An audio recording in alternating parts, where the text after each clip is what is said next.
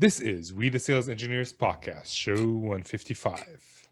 Welcome to We the SEs podcast, the show for sales engineers by sales engineers with your host, Ramsey Majaba. What's up, SE Nation? My name is Ramsey Majab. I'm your host. With me is my co-host. Introduce yourself, because I don't know what to call you anymore.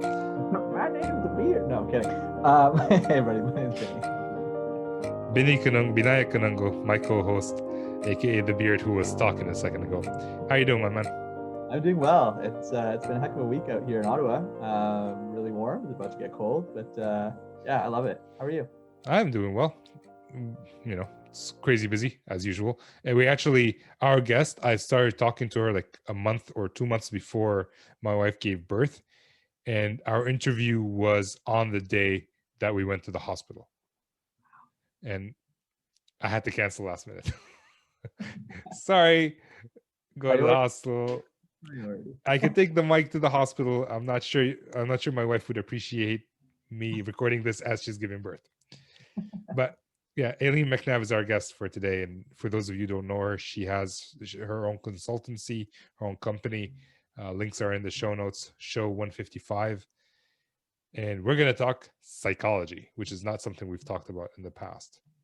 It's such a great topic. Like, Aileen was such an amazing guest, and the insights she shared, and I think the perspective that she shares as well, as somebody that, you know, has such a deep wealth of knowledge in psychology and putting that within the context of sales and pre-sales and business. It was so valuable. It was a really cool conversation. Yeah. And understanding psychology can help in many different areas. I'm not saying I understand psychology, because I don't. But if I did, it would help me both in the way I treat my SEs, my salespeople, my managers, and my customers. So it'll help, and my wife and children. You know, let's be fair. It can help in any aspect of life. So I really enjoyed this conversation, and I hope you guys enjoy it as well. Let's jump in.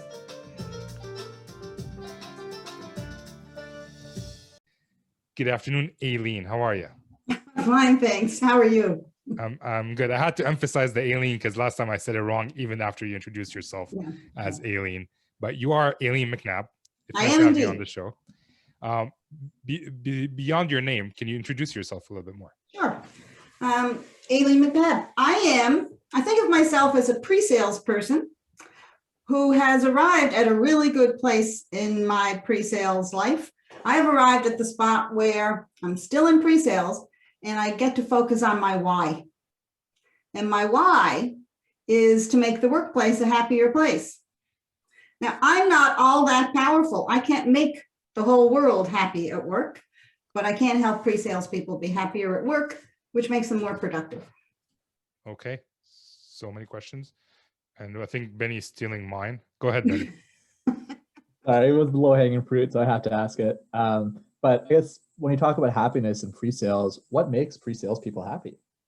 Well, handling all those difficult situations. You know what makes pre-sales people happy? I believe that a natural pre-sales person is part expert and part performer. And we like to be up there and we like to be the subject matter experts. And when we feel good about it and when we have great interactions with people, we're happy at work. That's what I think. What do you think? I mean, I agree with that.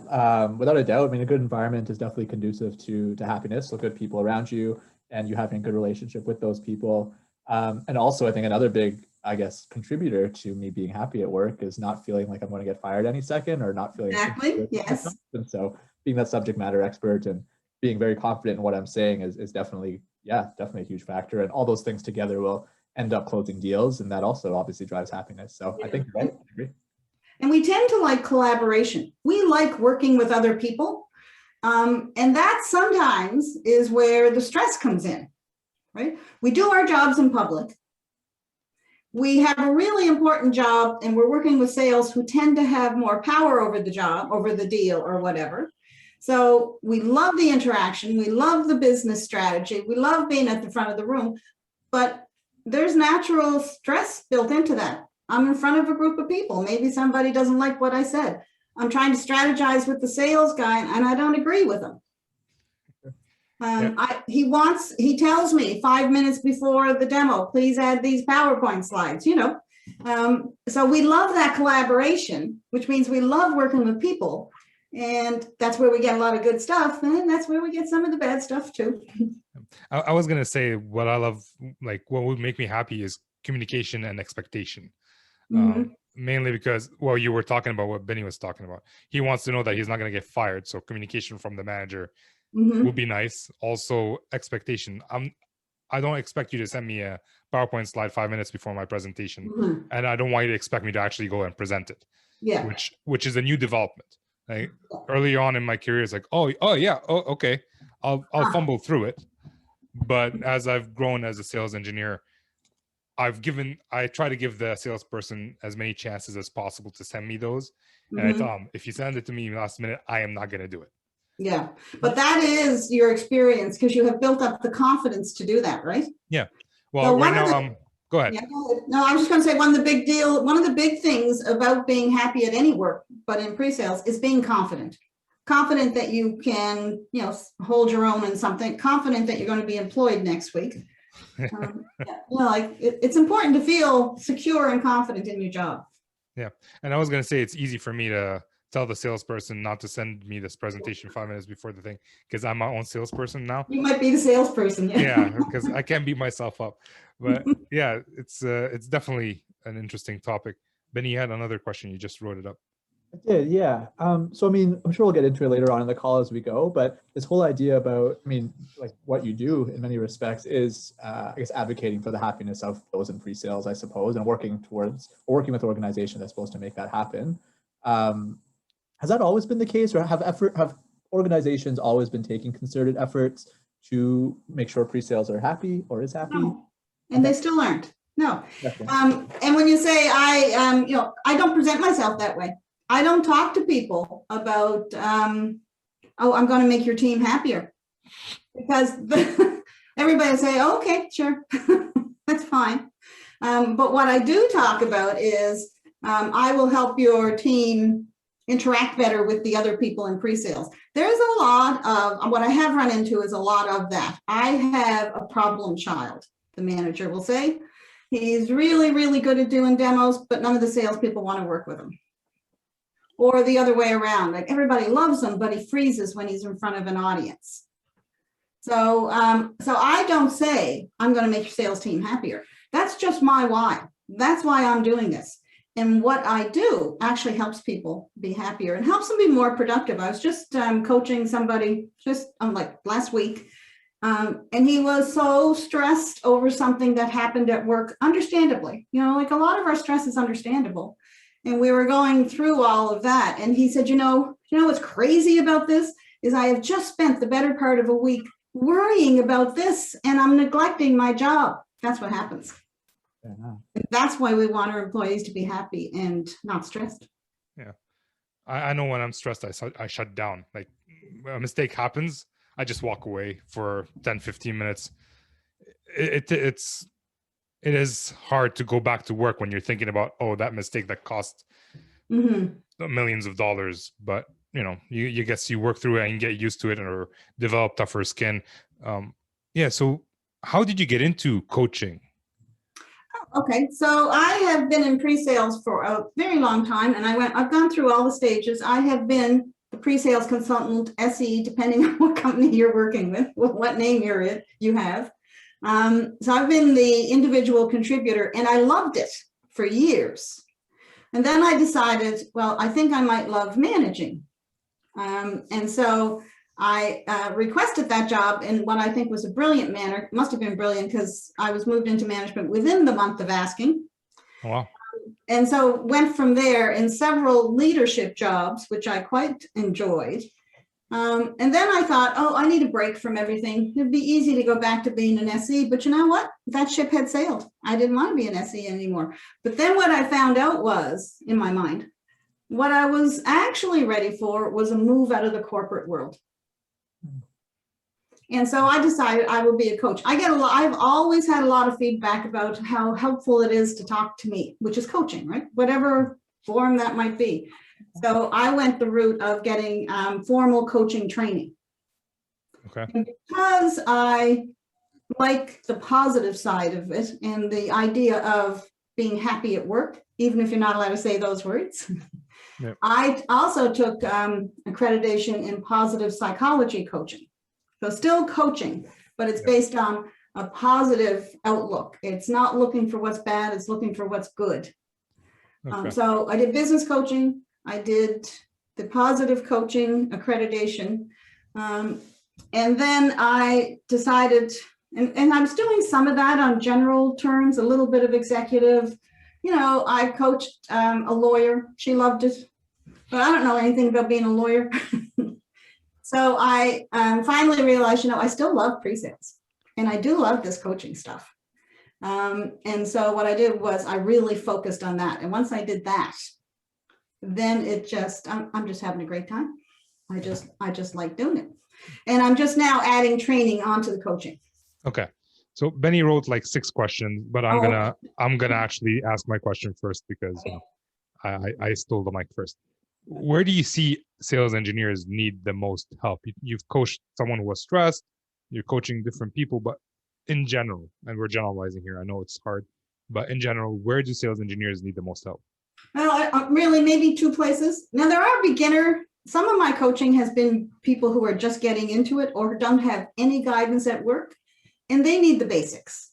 You know, like, oh my God, not long ago, I have to go do a trade show. I don't know what to do at a trade show, and there's nobody there to show them. Like they don't have a mentor at all. So certainly there are people who just want help with the basics. Okay.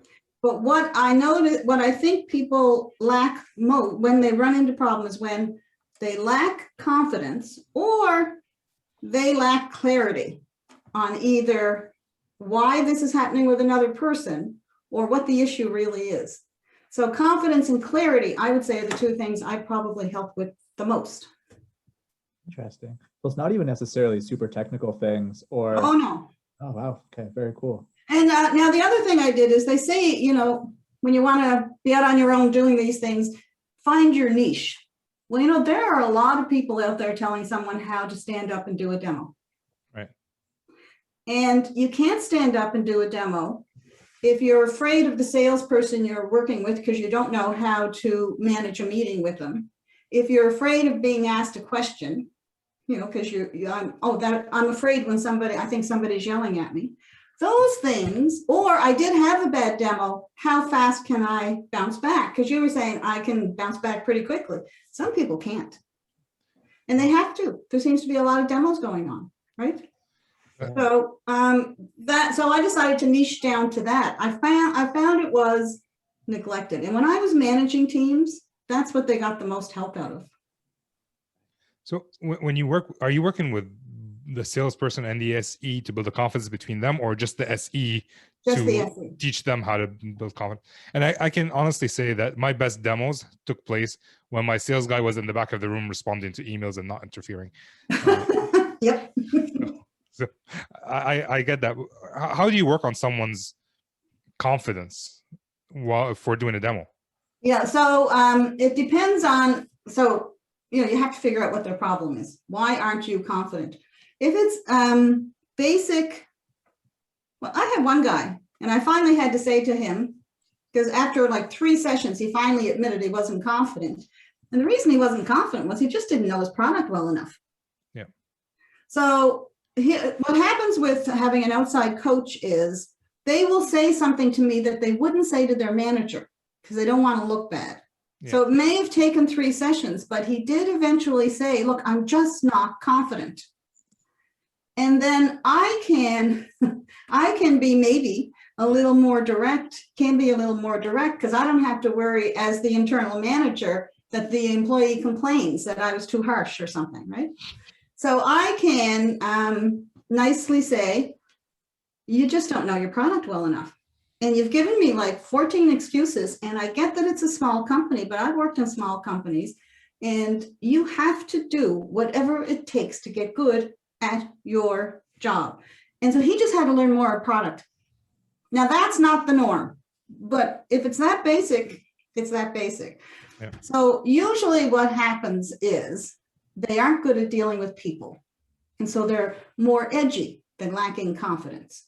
they don't know how to say to the sales rep, I don't agree with your strategy. I think this would be a better idea on this demo. I've seen people, they don't own their job. Maybe I should say that. I've seen people go to discovery and not ask a question. They let somebody else ask the questions. Or they're perfectly happy to have it brought back to them because they don't want to risk taking it. So when I can get people to own their pre-sales job, whatever it is, to feel like they own it, boy, you should see the change in them.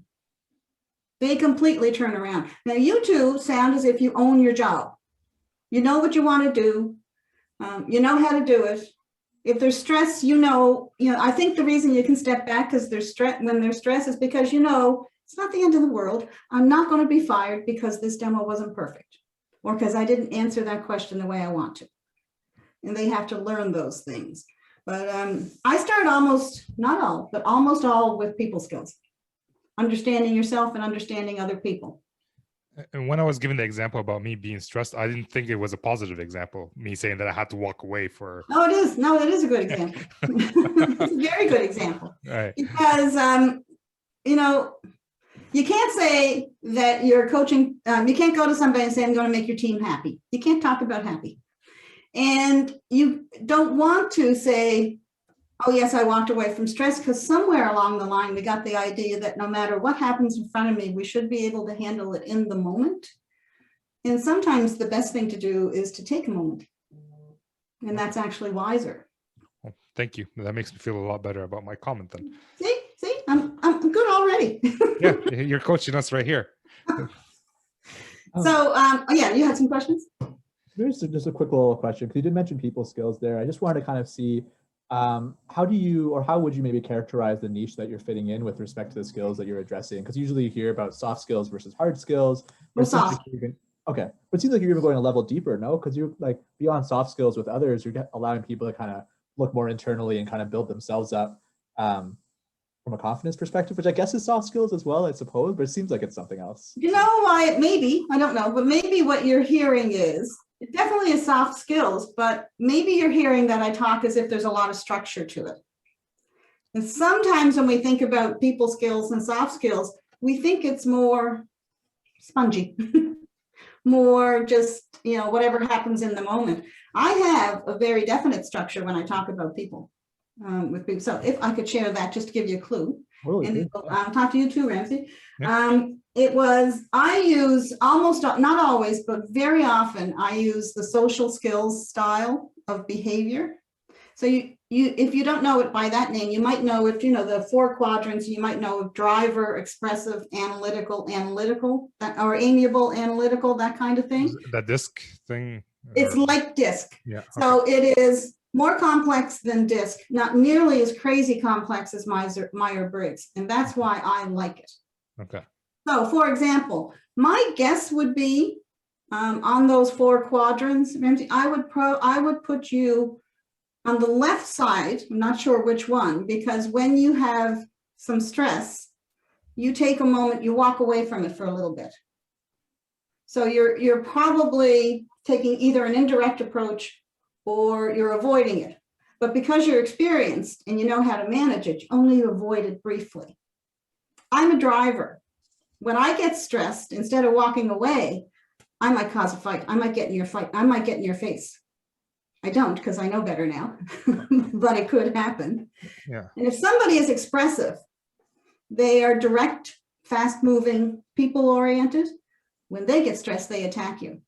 You have an expressive AE at quarter end, you might get a few insults from him. Yeah. Right. And then the other side, the amiable person who is people-oriented, but indirect, they will do what's called acquiescing, which means they say yes when they don't really mean it. That's deadly in a demo. You can tell looking at them that they have an objection and you can't pull it out of them. Okay. Yeah, I think I've done these tests before, and I can never remember what I was. I guess everybody's a combination of multiple ones. Yeah, but you will be primarily one. Yeah, I will be primarily one. So I guess I have to do that test before we publish this episode and publish the results. Do that and we'll find out. Yeah. I'm going to guess that you're on the left side of the particular model that I use. There are loads of models. One of the things I do, though, is I go through I spend a lot of time on it and I apply it to pre-sales. So when I talk to people, the examples I use or what I draw out, them all about pre-sales. It's not just, it works everywhere in your life, but I'm not talking general life things. And certainly it works in sales. There are books written on it in sales, none written on pre-sales. Yep. And so I just kind of focus on it from the pre-sales point of view.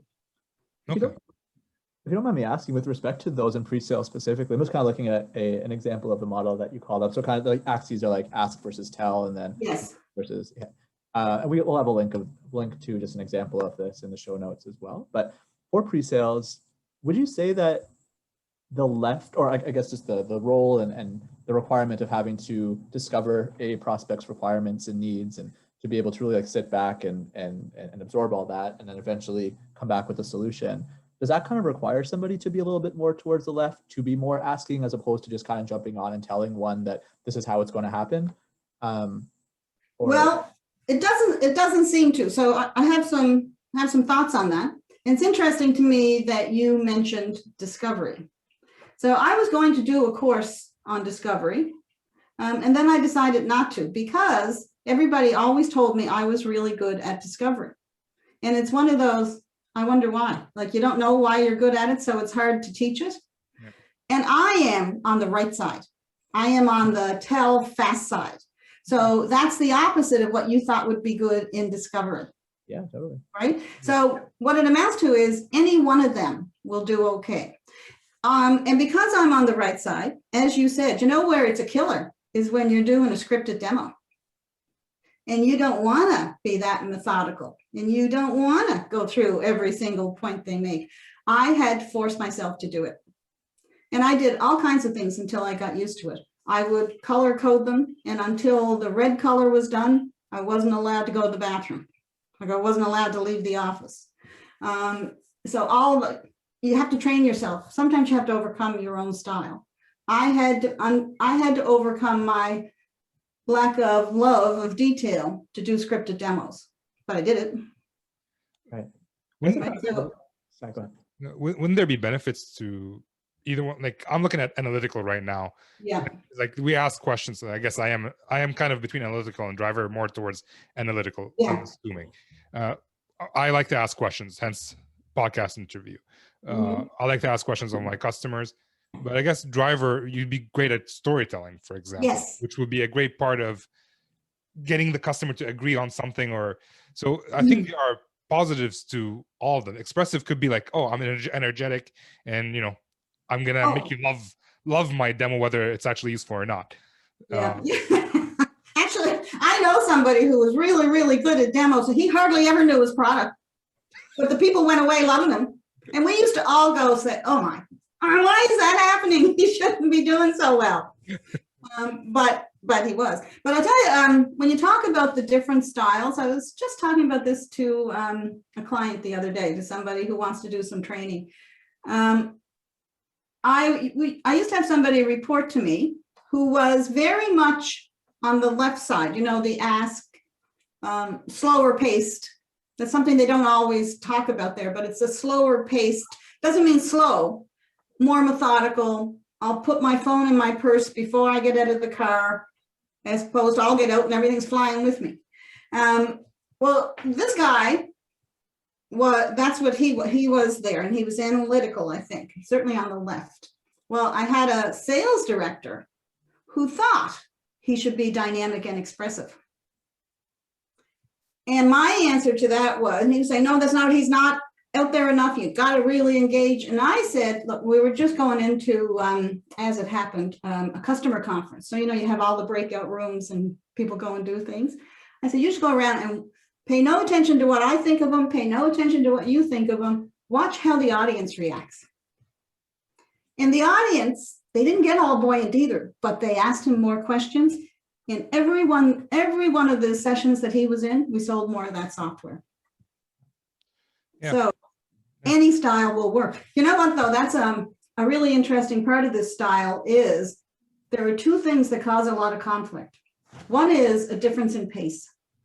Surprising. But if I'm really dynamic and out there, I will just be saying, for God's sake, can you just say it? And if you're on the other end, you could say, do you think you could slow down for a minute? Right? And that bothers us. Yeah. The other big one is when you're diametrically opposite. So an analytical and an expressive, when they're under stress, I mean, you can get along with anybody, right? But when they're under stress, they drive each other crazy. Amiables will drive me crazy because I'm up in the driver. So the diametric opposite, when you're under stress, those things will drive you crazy. Here's the interesting thing, and that's what was happening. When someone expects you to be one type and you're another, that drives them crazy. So that sales director thought all SEs should be analytical, or should not be analytical. They should be dynamic, and he really wanted them all to be expressives. And this guy was analytical. And it was a real disconnect for him. So I knew that was happening. So I was saying, don't pay attention to him at all. Yeah. What do you want? Like, are you looking for a dinner partner, or are you looking for a sale? It just depends on what you're looking for. Women suffer from that. Okay. A lot, and it's changing, fortunately, but there are still lots of people who think that women should be amiable, that you should be kind of slow-paced and willing to agree. So if you're a driver and you have opinions and you move fast, that can drive some people crazy because you're diametrically opposite what they think you should be.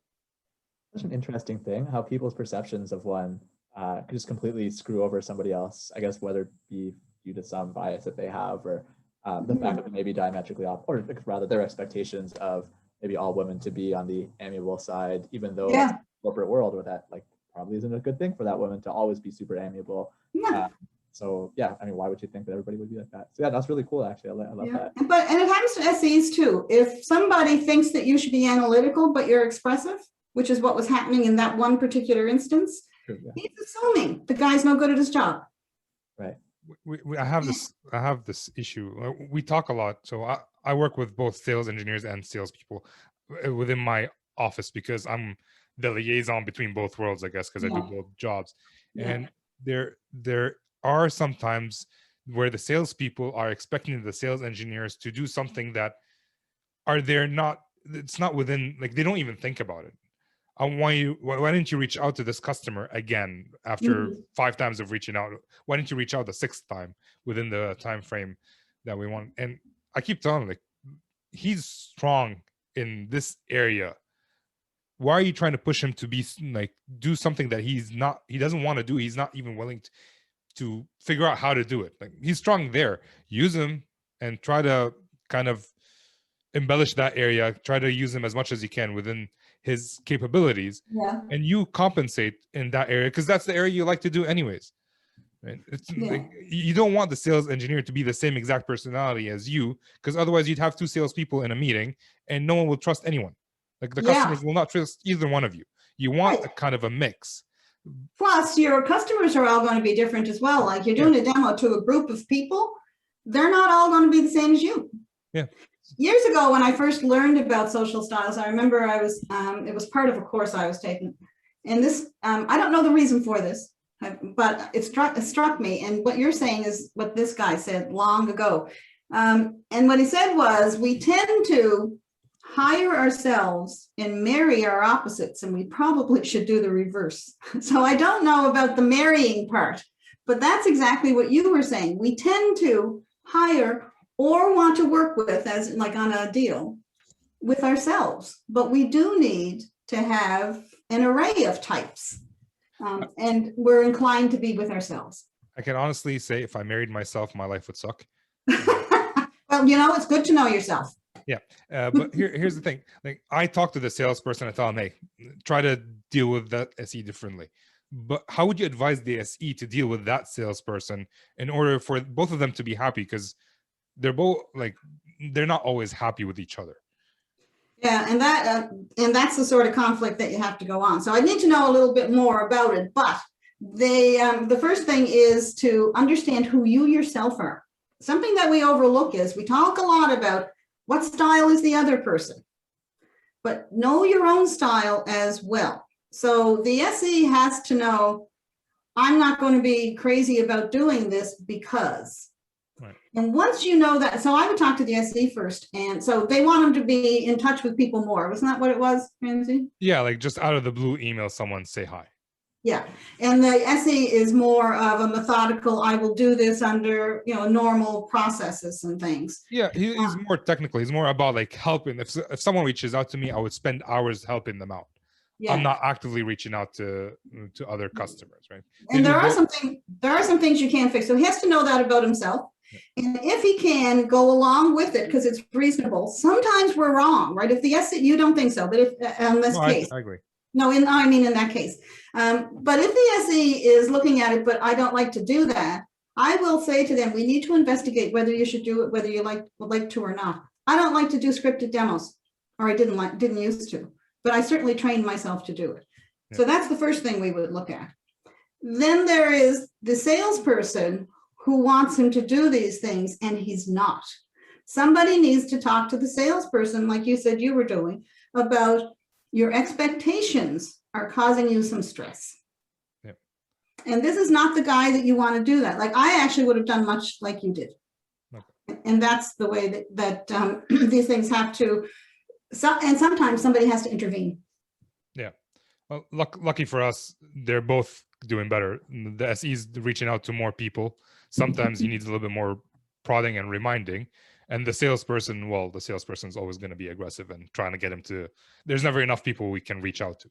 So, yeah. So, and if you have that really aggressive person, if you understand what's happening, when you go to talk to that person's boss, maybe, or you talk to him, here are some of the things you will know. You will know this guy is fast paced. He wants to get to the bottom line. He doesn't want me to go into detail. Maybe he's fact oriented. And so I'm not going to lead with, you are upsetting the SE. That will, who cares? Right? That never came up. No, but you could lead with, I want to talk about the most effective way to win the most deals. And I'm not 100% sure that this is the best way, but let's talk about it. So if you need to be direct or you can't be direct, that's fine. If he was more analytical, you will ask that as a question. So knowing these things about them makes a huge difference. So I had somebody actually only about a month ago, and somebody was driving him crazy. It wasn't an AE, but it was somebody he worked with who had a higher position than him, which is also a problem. They were working together, drove him crazy. And when we talked about the fact that this guy is very fact-oriented and he's very methodical, he's analytical. What would you do differently if you addressed him like that? And he said, oh, well, for one thing, I'd really slow down. I know for a fact that I drive him crazy because I'm talking so fast. So when I talk to him, I'm going to slow down. I'm also going to tell him ahead of time that I'm coming to talk to him about it. And when I get there, I'm going to ask him, this is what I think might be good, but I really need your input. He said, I never did any of those things before. I talked to him the week after in a regular coaching class or a session, and he said, whoa, you would not believe how well that went. This is the first time I got anywhere. Slow down or speed up. Yeah. Right? Lead with fact. If you do a discovery, and by the way, a whole group of people can be a type because we hire ourselves. That's possible. So if you're doing discovery and most of them or the main people are asking you questions like, what's the bottom line? Yeah, that's interesting, but let's tell me how later. When you do your demo, you're going to lead with facts and figures. You might have a graph that you start with. But if you're talking to somebody who says, what's the impact on my team? When you rolled this out before, were the team's happy with it? You're going to lead with people stuff. Yeah. So it applies everywhere. I had an AE when I was an SE who was driving me out of my mind, and he really did. Either at 10 o'clock at night or 8 o'clock in the morning when the demo was at 8:30, he would say, would you add these PowerPoint slides to the demo? And sometimes they weren't even part of the strategy. This was news to me. And so it drove me crazy for a while. And then I realized, first of all, he was under stress. That's the other thing. we act a certain way when we're under stress. And the analytical types want to control what's happening. Yeah. So I thought, okay, he needs to control what's happening.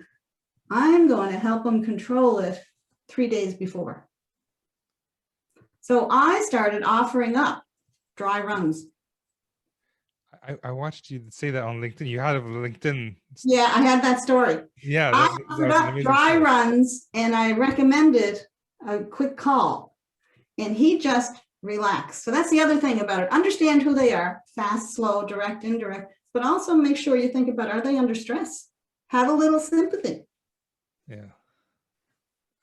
Who was it? I think, I'm not sure. Was it Stephen Covey telling a story about guys on a train, and one guy has his kids running around and letting them do whatever they want, and the other guy on the other side started yelling at him, and he gathered the kids and sorry, I just lost my wife.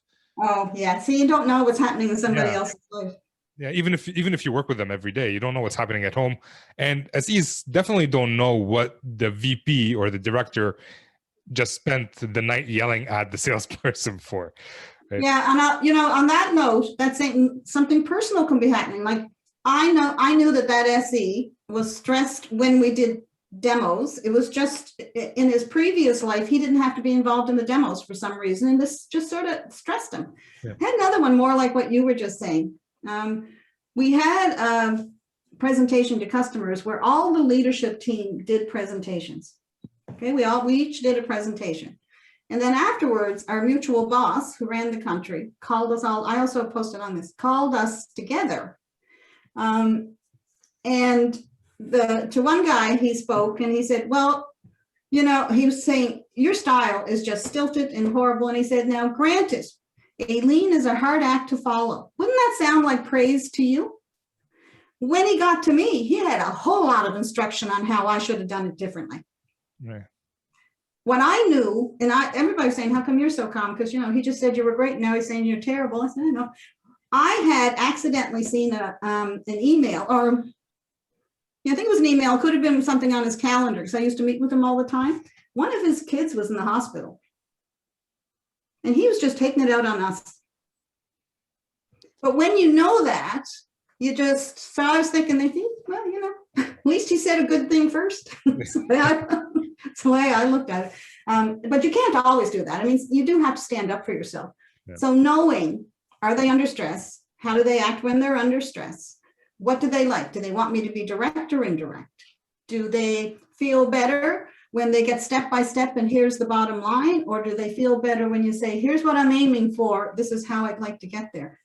If you understand them and well, that'll give you a great first step. Then understand yourself. Understand that's going to be hard for me. I have to be slow and methodical, and I'm not. But of course I can do it. We're grown-ups. We're smart people. Of course we can. Great. I do want to quickly just go back to the whole conflict resolution piece, and then we'll go into the kind of knowing yourselves a little bit more after that. But it does kind of remind me of something I remember back in school, a little saying around attacking the problem, not the person, where I guess whenever these kind of situations come up and these stressors may, cause people to act maybe not their normal selves, kind of identifying what, instead of taking it out on a person, just in general, always looking at maybe what a situation may be that might be causing that, has already been talked about. Yeah. Good word. Hopefully you said it this out, but no, I totally agree with all that. I do want to ask a question though around the whole knowing yourself piece, and maybe it's a two-parter. So one of which, I guess the first part is, at any given point in one's life, is somebody always going to be in one of the four quadrants, or will different situations cause a single person to move around to different quadrants? And then another question would be, how does one best identify what style they fit into, if it is the only one, and if it is something where maybe different situations will cause a single person to move around to different quadrants? How does one identify which quadrant they're in any given situation? Okay, we don't generally move around. It's our behavior style, right? So you'll fluctuate. And as Ramsey was saying, nobody is 100% one. So it's two dimensions, right? And it's highly unlikely that you're at the extreme end of either one of those. So you're somewhere in between. We don't tend to fluctuate.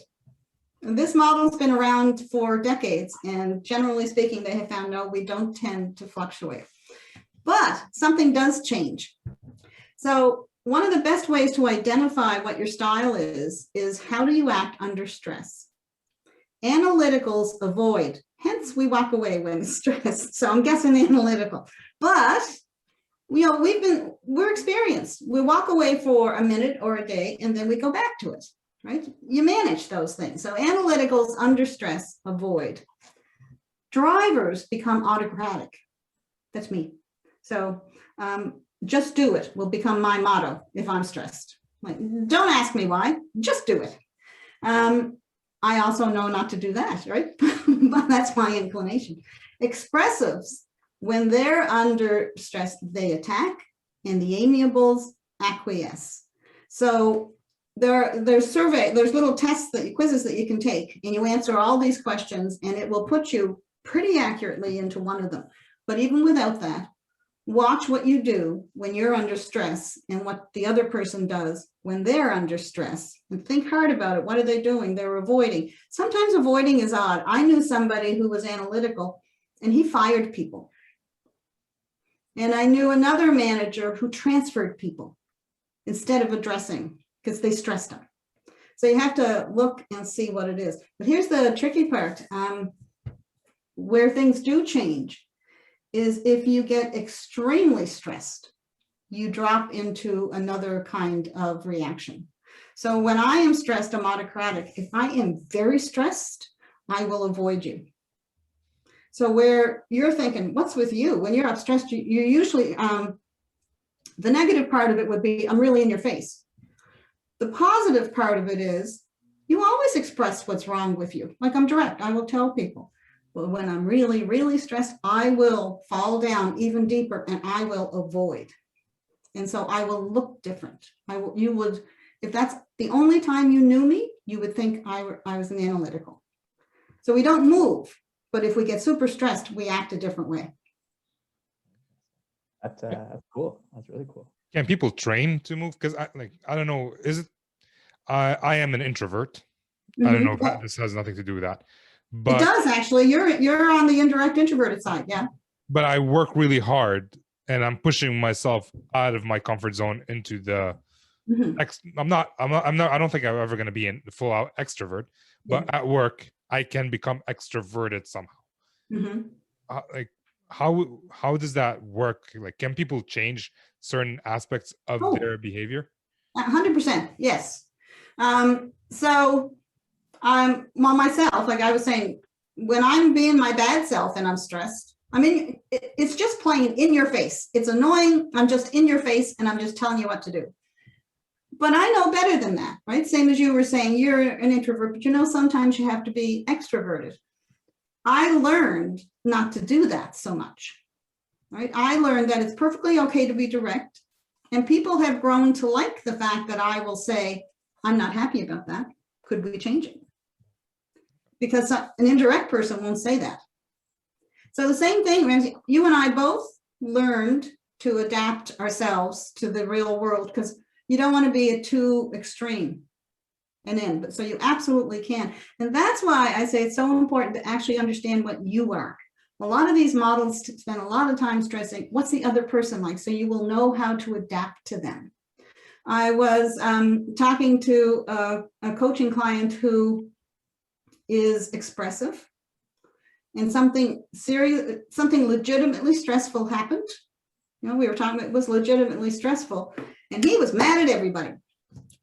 My boss doesn't know his head from his elbow. His boss doesn't even know that much, and somebody else wasn't the least bit fair. And I said, so getting back to social styles, and you're expressive, what do you think you're doing? He was attacking. And sometimes it's only in your mind, but you're driving yourself crazy because you grow to hate everybody. Then I talked to him a week after that, this was a while ago, and he said, when I stopped to think about the fact that I attack, I didn't feel so bad. I realized that it wasn't really that they were so terrible. Next week, I might not think that. It's that I am very stressed and I should address the stress. That's what this knowledge does for us if you really use it. So you know what the big takeaway from that is? There's something bad happening. If we know this and some other stuff, I mean, it's not the only thing in the world, right?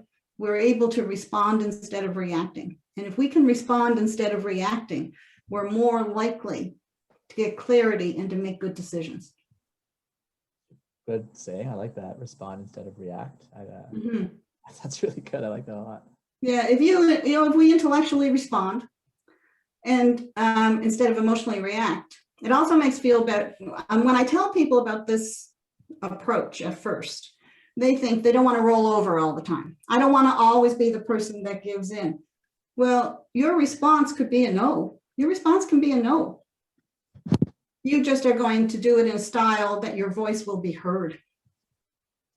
What's the point in kicking and screaming and yelling or avoiding and not telling anybody that you're upset and nothing good happens? So step up, respond, don't react. Tell that AE, no, I'm sorry. When you, like you do, when you give me a PowerPoint at 15 minutes before the demo, it's not going to happen. We can talk about that later if you want, but no. Because, and that's a form of confidence. You were saying, how do I get confidence? Because you got clarity and you feel okay about what you're saying. And have a reason behind it. Oh, yes. I can simply tell, like, we've done that in the past. I've done it with other salespeople, and it's always ended up horribly. So if you want to lose the deal, I'm happy to do it. If you want to have a chance at winning the deal, maybe you should stick to whatever we discussed before.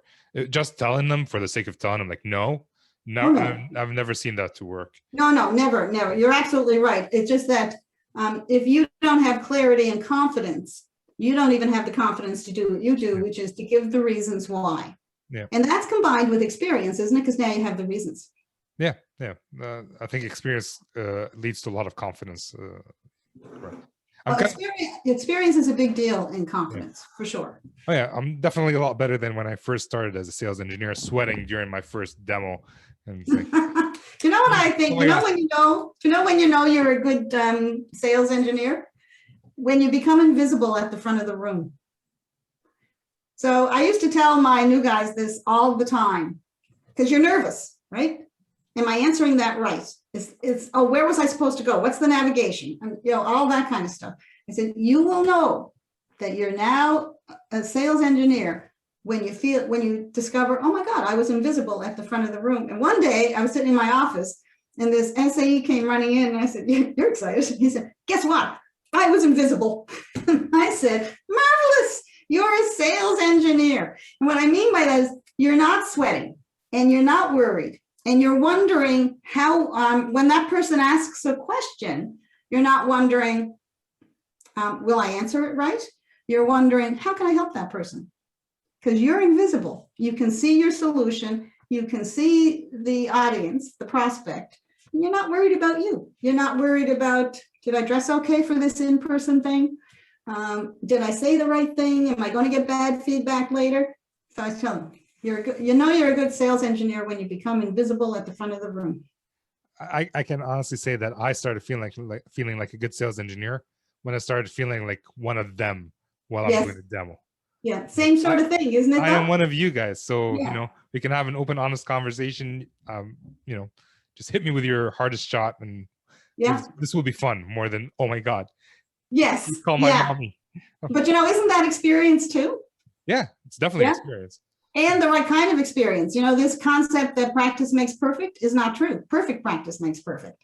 So, and that guy that was telling me, well, I'm nervous. And I said, that might be because you don't know your product. You have to learn your product.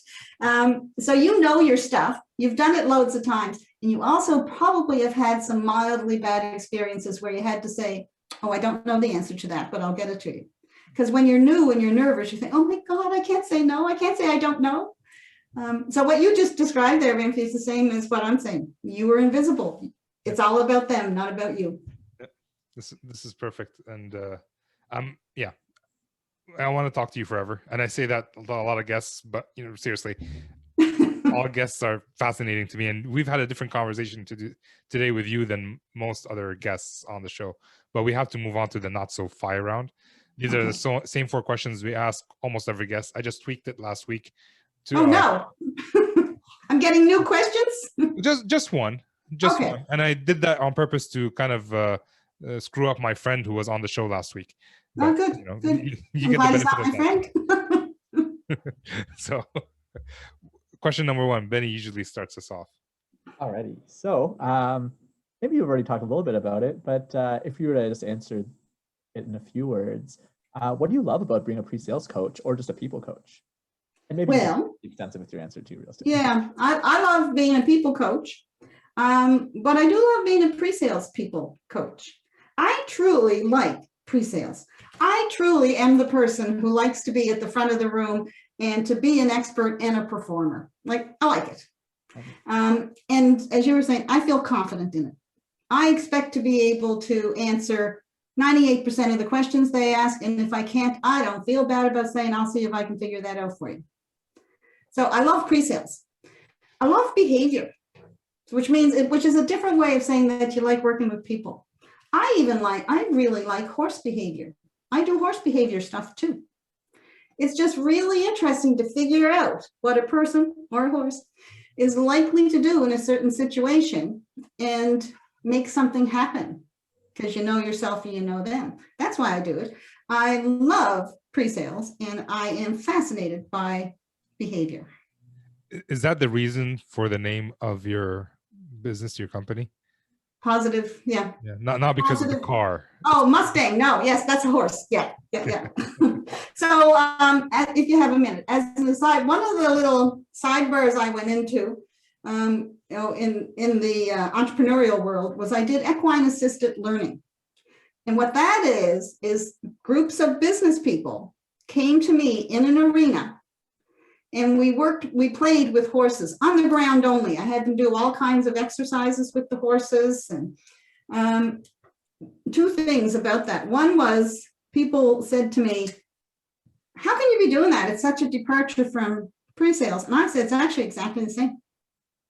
I talk to the business group, find out what they want to deal with. I bring a solution. You know, when I go and show people software, there's only so many things the software can do. There's only so many things a horse can do. And when the horse does it, I interpret it for them in their terms. We do a discovery, we show them the software in their terms. It's all the same. So I did that for a while. The other interesting thing was almost everybody thought they got so much business stuff out of that. And one thing, I remember one group got together and they just, it was fascinating because the horse that nobody could do anything with while we were chatting came over, stood next to this guy and just sort of wrapped herself around him in this really respectful pose. And then we did the debrief and I said, anybody notice anything here? And they all said, but that's how we feel about him as well. And he said, oh my God, I had no idea. So how much fun is that? And it's very similar to doing coaching. I get that kind of response from coaching. I feel so much better, people say all the time. So I love pre-sales, love people behavior. That's why I do it. Nice. Amazing answer. Question number 2. Long answer. It's a great one, though. Question number 2. What would you change about pre-sales as a career? I would, in some companies, I would change the sales, pre-sales dynamic. Could you elaborate a little bit more? Well, I have run into more companies over the last couple of years where the pre-sales manager's job has nothing to do with assigning a resource or, you know, they just do what sales tells them to do. I have been working with a company where they brought in new salespeople and didn't train them and said, you just train them pre-sales. We don't have time. So when that happens, that's a really tough environment for pre-sales. It's too one-sided. So I don't know if I would change it, or I'm saying I change because lots of companies do have the balance, but for those that don't, that really makes life miserable. And it actually makes it miserable for sales as well, because they're probably never satisfied. So I would balance that a little bit better whenever possible. Yeah, like SEs and sales are on equal footing. Yes. SEs don't report to sales. That's right. Right. And Yeah. And along that line, I always insisted on reporting directly into whoever the salespeople report, the sales direct. I always had to be the same as the director of sales.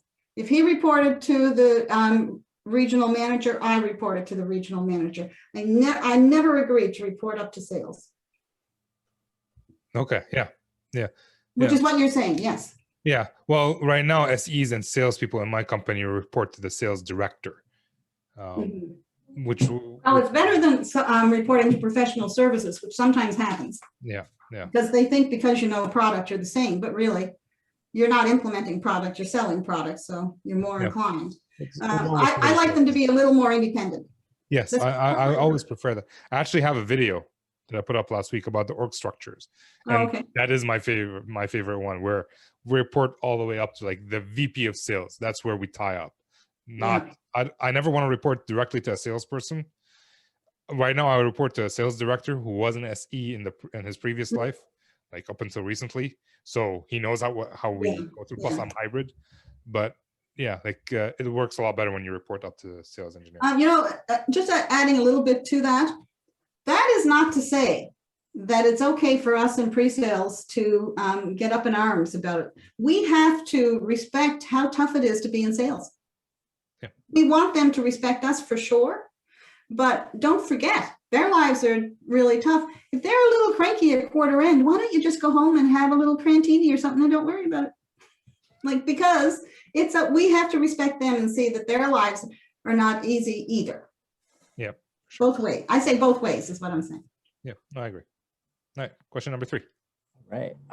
What books or tools or resources would you recommend for somebody who either wants to become a better SE or better in pre-sales, or just in general become a better colleague and just get more in touch with oneself to be a better colleague? So keeping with my niche, which is to, I think of it as the real foundation to make you a strong person so you can be a strong SE, which is why I took positive coaching and all that kind of stuff. I would look into some positive psychology things. Specifically, it's not a new book, but I would look at Martin Seligman's book, Flourish. And it covers all aspects of life, including work. But it's about flourishing. It's how to get the most out of your life. It's how to be resilient when the tough times hit. And they hit us in pre-sales. And the poor beginner pre-sales who has a bad demo, they think they're going to be fired. Right? So I do like that. So Martin Seligman in general, his writings are good. And Tal Ben-Shahar. Tal Ben-Shahar is a positive psychology person as well. He, for a while, taught the most popular course ever at Harvard, and it was Positive Psychology, the Art of Being Happy. So I know we're not allowed to, I really would be out of my mind to say, hello, can I help you make your team happy? Nobody'd hire me. But the most popular course at Harvard for several years was the Psychology of Being Happy. So I would go that route. Another one too is Mindset by Carol Dweck. And Carol Dweck has a really good TED Talk on that book. And what it talks about is that we can have two mindsets. We can have a growth mindset that says we can learn, we can get better. Remember we were talking about can we change? Well, there is a mindset that says that we can't. There you go. That's the one. He has the book. She does a TED Talk. And what I love about it is it's really about educating kids. But what she talks about in it is, it's a good summary. Tell me if you think this is a good summary. She said that she loved a teacher who, when there's giving the marks, so you might get an A or you might get a B, but you didn't get an F. You got a not yet.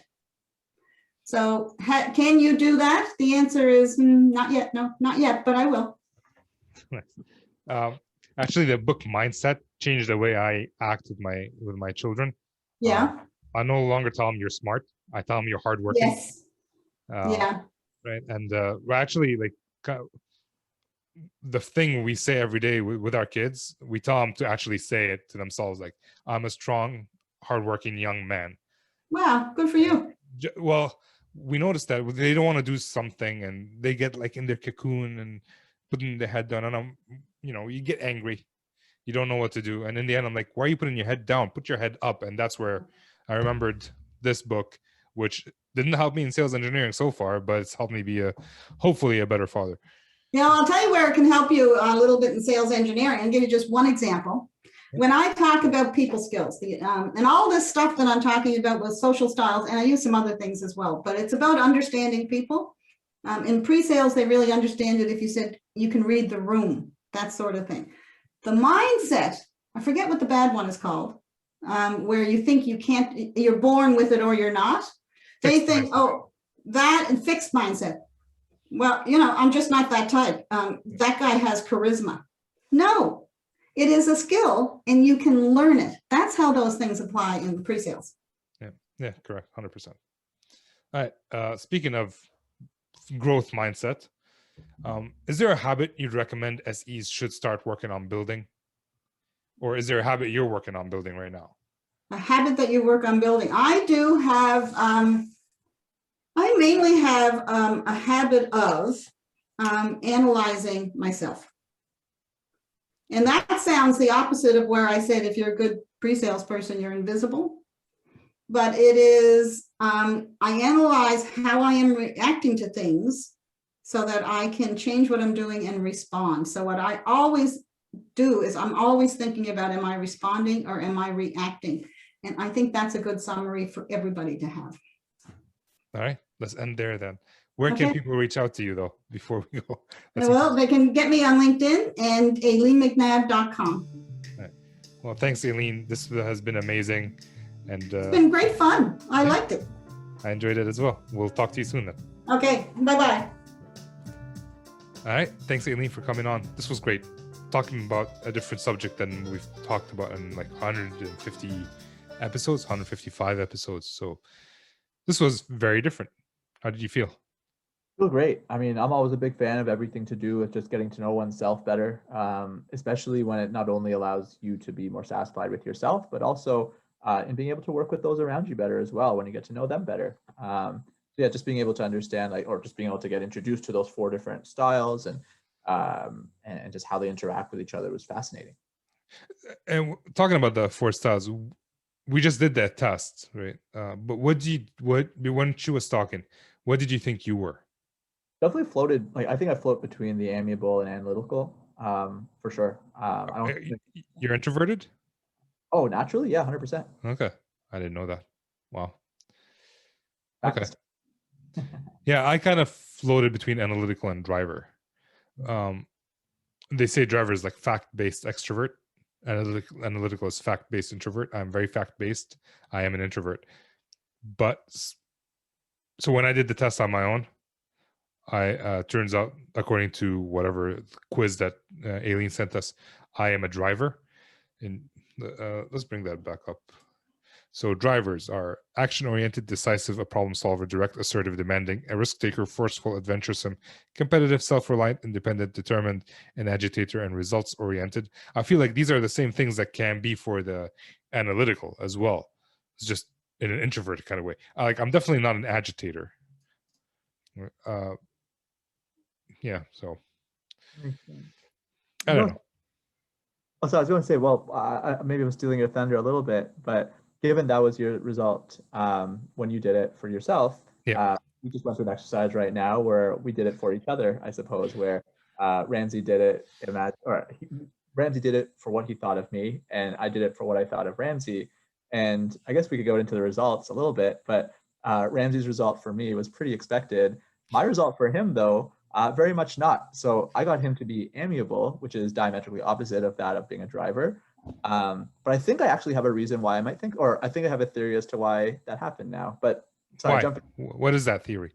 So I think for people, so I'm floating between amiable and analytical. And you want to please me. That's what. Well, no. It's not so much that. It's so I float between the two. And when you did it for me, you got amiable. As somebody who is amiable, someone who's trusting, somebody that sees the best in people as well. I think for the people for amiable people will probably see those that they like, even if they're not amiable, as more amiable than those people may see themselves, because an amiable person who is trusting will see somebody that they like and see in a positive light, maybe in a better light than that person may see themselves, perhaps, or than they actually are. I don't know. That's hilarious. So you were putting the results because you think positively about me. I do. Right? Yeah, I think yeah. I was putting the results like this is what he is, right? Right. Which is very factual, like emotionless. Which I don't know, but me too, though, right? So I was looking at the same frame of like, this is what you are, but I guess I just think of you in a positive way. So like naturally, it's just coming out as maybe positive thing. I guess I'm a negative person. What can I say? So I'm not amiable, that's for sure. I'm also maybe a little delusional. I'm kidding. So All right, man. I'm really optimistic. I'm a part, like, yeah, that's something that I'm all about. This is very good to understand and to know, because you can figure out how to deal with other people. Like, you have to know yourself. You just mentioned you have to know yourself. So I'll put a link to the test that Aileen sent us in the show notes as well, and you guys can use it and get to know it. And there's a bunch of other. There's DISC, there's Myers-Briggs, and there's a bunch of other ones. Like, Crystal is something we talked about on the show, and it's a plugin that you can add it to LinkedIn. So if you want to check it out, I think you get 7 free reads, where basically it's kind of creepy in the sense that I can go into someone's LinkedIn profile that I don't know, and it would tell me what kind of personality that person is, especially if they use their LinkedIn. Like, you don't use your LinkedIn very often, right?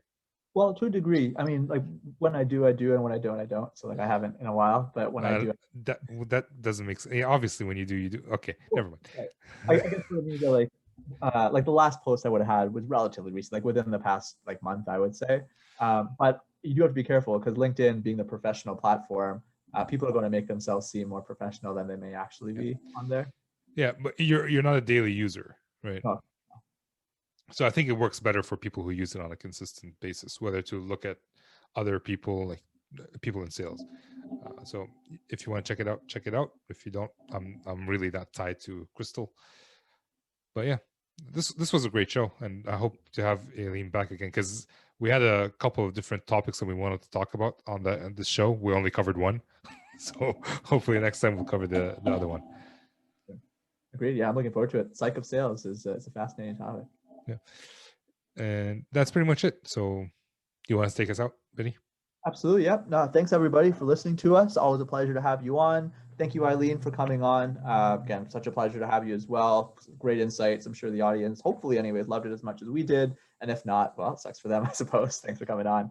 For everybody listening, you've heard it all before, but if you think this is helpful for yourselves and you think this might be helpful for others, you share it with them. We're obviously happy to spread the good word around, and we're very appreciative of those of you that do the same. And a nice way of notifying those that haven't really been acquainted with the show yet, that are just exploring, is to sometimes leave a rating, just to give them a sense as to what you think of it. So do drop that if you haven't yet. And I guess if there's no other closing words, I'm just trying to gauge Ramsey's. There is a closing word. If you didn't like the show for some reason or another, please let us know why, because we always try to improve, and we always actually leave it in the what's it called, in the reviews, so we can. I've read the reviews, and I've taken action based on these reviews. So please share it. It will make us better.